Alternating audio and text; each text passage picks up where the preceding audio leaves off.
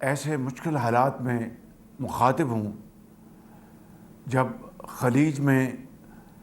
جنگ جاری ہے اور اس کے باعث پورے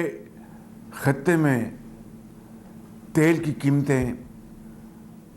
آسمانوں سے باتیں کر رہی ہیں، اور اس تیل کی قیمتوں میں بے پناہ اضافے نے پاکستان کو بھی اپنی لپیٹ میں لے رکھا ہے۔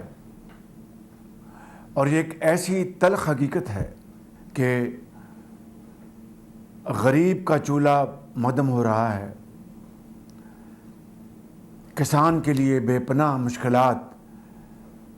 پیدا ہو چکی ہیں، اور عام آدمی کے لیے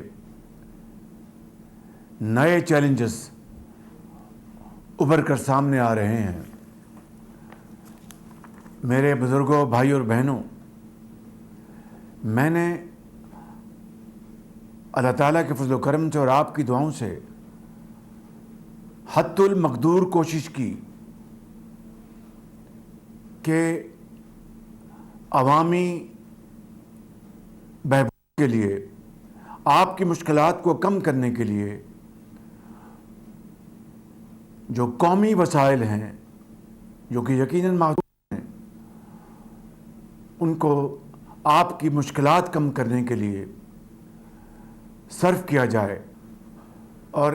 ایک ایک پیسے کی بچت سے آپ کو اس مہنگائی کے طوفان سے بچایا جا سکے۔ آج عالمی منڈیوں میں تیل کی قیمتوں میں ہوش ربا اضافہ ہو چکا ہے، اور مہنگائی جس نے کہ دنیا کی طاقتور معیشتوں کی بھی کمر توڑ دی ہے، یقیناً پاکستان بھی اس سے بری طرح متاثر ہو رہا ہے۔ اسی لیے پچھلے 3 ہفتوں میں نے آپ کے اوپر اس ہر روز تیل کی قیمتوں میں اضافے کا بوجھ ڈالنا قطعاً مناسب نہ سمجھا، کیونکہ میں اچھی طرح جانتا ہوں کہ پاکستان میں ایک عام آدمی کس طرح زندگی بسر کرتا ہے۔ فجر کی نماز ادا کر کے آپ رزق حلال کی تلاش کے لیے نکلتے ہیں، اور سارا دن جاڑے میں دھوپ میں محنت کر کے اپنے بال بچوں کا پیٹ رزق حلال سے پالتے ہیں، لیکن اس کے باوجود آپ کی بے پناہ مسائل ہیں۔ اسی لیے میں نے ان 3 ہفتوں میں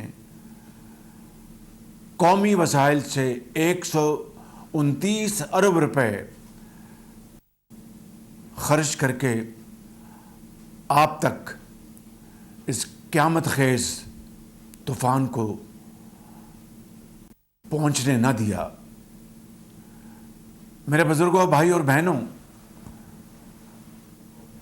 ہم سب اللہ تعالیٰ سے دست بدعا ہیں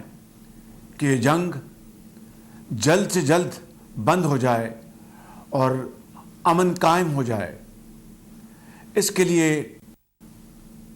پاکستان کی حکومت نے، میں نے، ڈپٹی پرائم منسٹر نے اور فیلڈ مارشل شہید عاصم منیر نے انتہائی خلوص دل کے ساتھ امن قائم کرنے کے لیے جب سے جنگ چھڑی ہے دن رات کاوشیں کر رہے ہیں، اور ہم اس وقت تک اللہ کے فضل و کرم سے اپنا یہ فرض نبھاتے رہیں گے جب تک آگ کے شعلے بجھ نہیں جاتے۔ سبسکرائب کریں اور بیل دبائیں تاکہ کوئی خبر رہ نہ جائے۔